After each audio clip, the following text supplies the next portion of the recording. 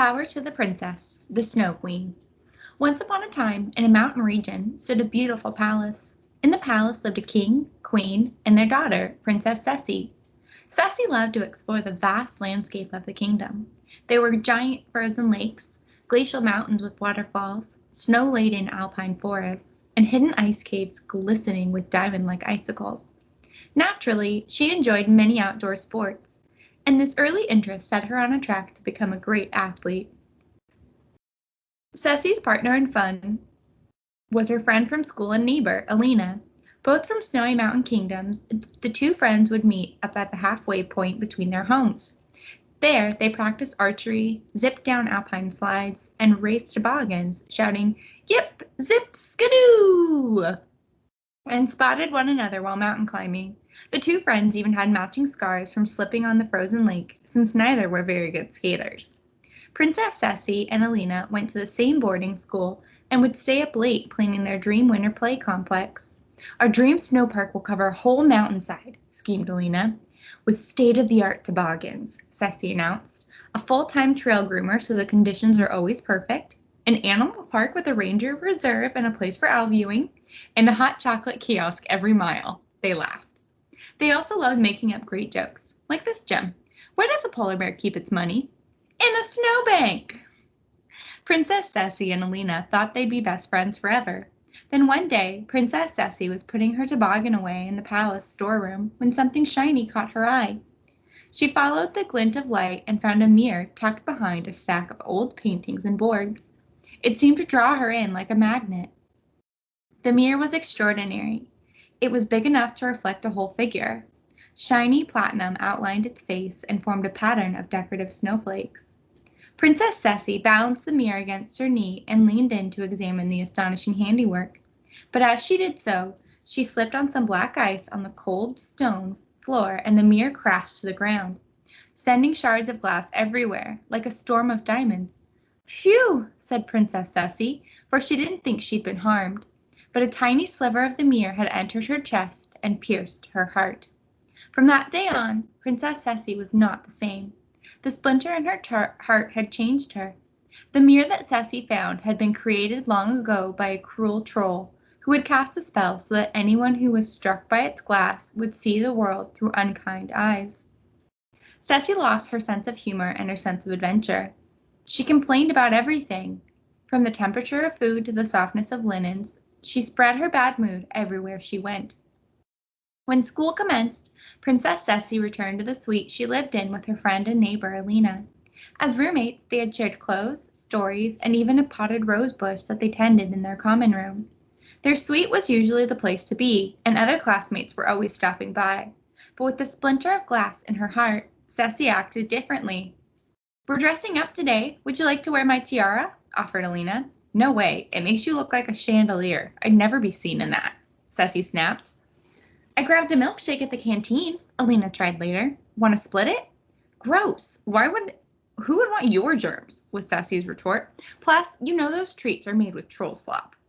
Alina was confused. What was up with her friend? Alina took to watching her closely. With games, Ceci was a grouch, throwing up a board when things weren't going her way.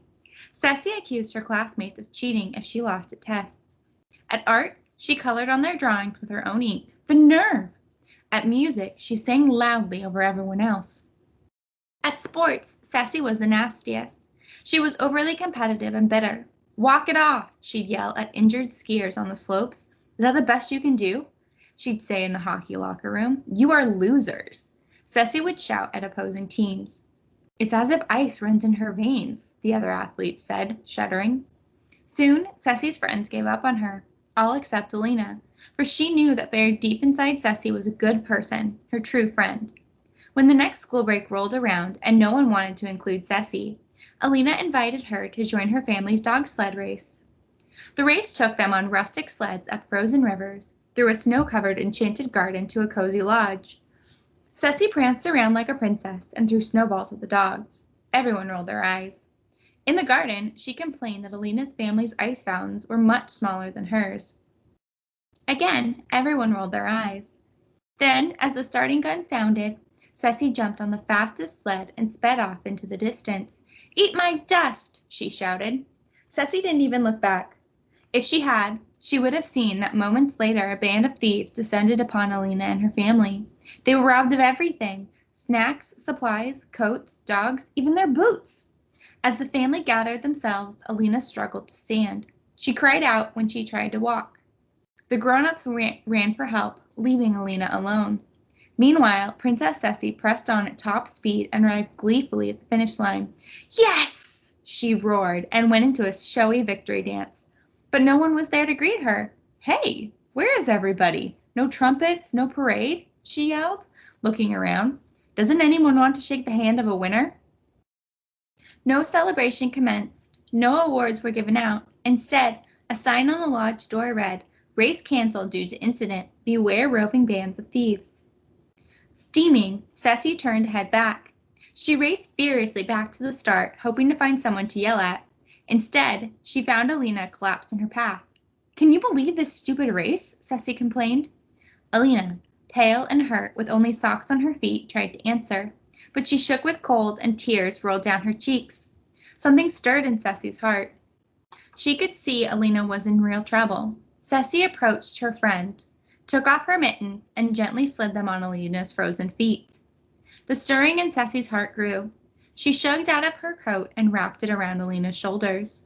The color returned to Alina's face, and with that, the splinter of mirror that had plagued the princess for so long was released, and Ceci began to glow with warmth.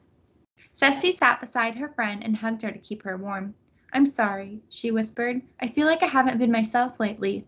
I knew you were in there somewhere, said Alina, snuggling against Ceci's renewed glow.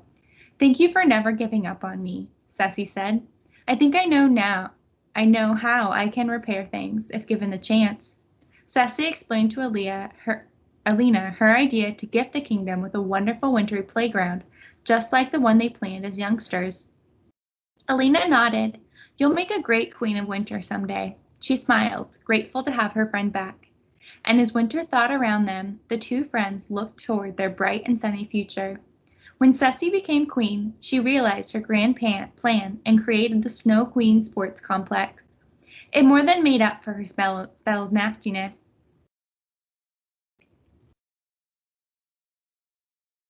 There, she coached youngsters on the slopes with the balance of rigor and compassion, and good sportsmanship above all.